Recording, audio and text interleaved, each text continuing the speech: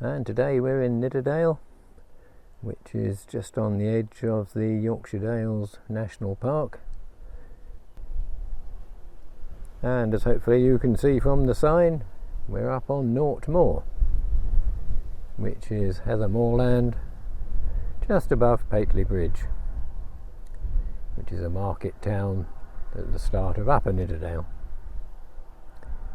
It's August time, and it's a great time to come because the heather is in full bloom, and we've got the famous purple look.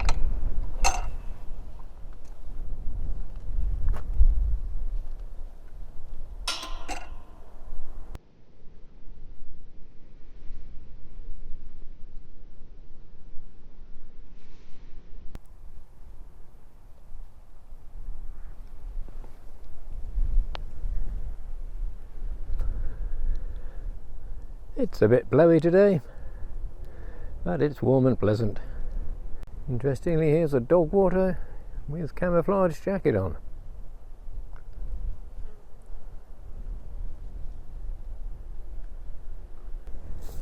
Let's just follow the path out to the rocks on the end here. And this little rocky outcrop is known as Crocodile Rock. No doubt somebody will write a song about it one day.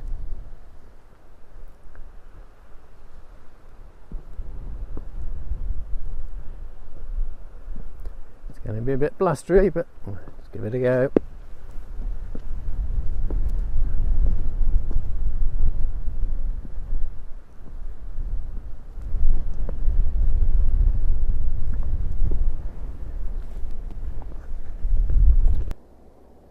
So there we are, looking down Nidderdale.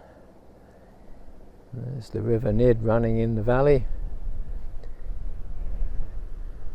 The River Nid heads out towards York.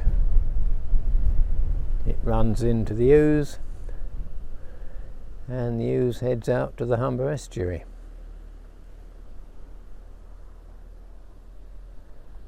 Just down there between the trees is Pateley Bridge, the little market town.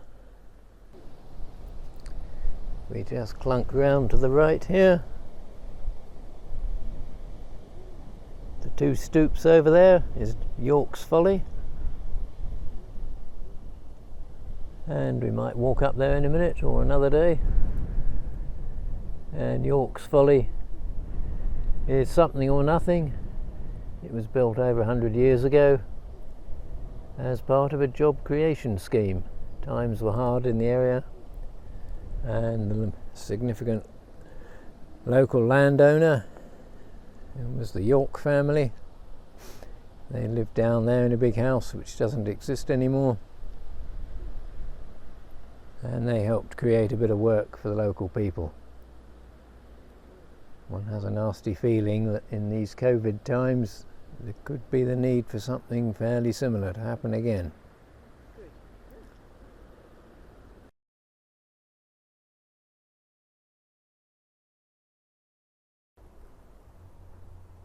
And here we are, looking out through the mouth of the crocodile. It's very sheltered in here. There's a little box just down here that I suspect is some sort of geocache or something similar to that. I don't think I'm going to touch it in these COVID times.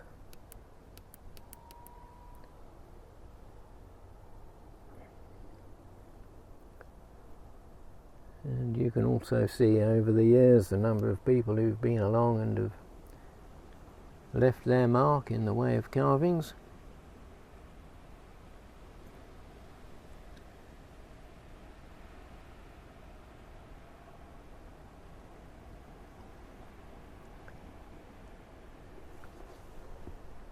And now I think I'll just scramble out and try not to bash my head in the process. Here we go.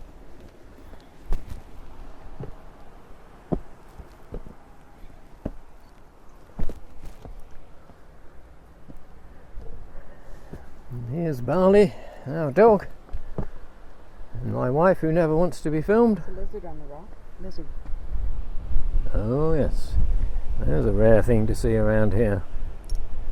Let's see if I can get in close without disturbing it.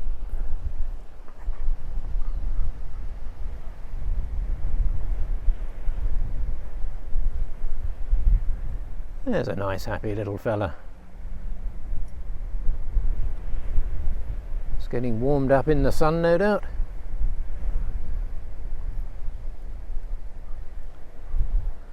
Well spotted. Of course, I suppose if you look closely, maybe it's actually a little baby crocodile. And here, down underneath some of these rocks, I've managed to find an example of the two types of heather that are common around here.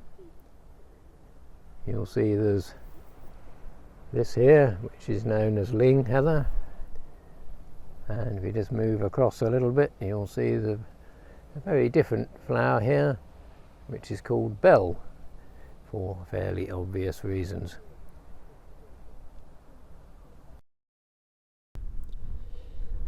So now I've come up onto Hayshaw Moor, which is on the far side of York's Folly from where we were before, and I've come to this rocky outcrop, which is a place I like coming to. And when I first came here some years ago, it definitely reminded me of somewhere, but for a long time I couldn't think of where. And eventually I came to realise that it was actually back in the early 1980s that I found myself in Zimbabwe, and I went to what's now called the Matapose National Park, and to the burial place of Cecil Rhodes, and he sits on a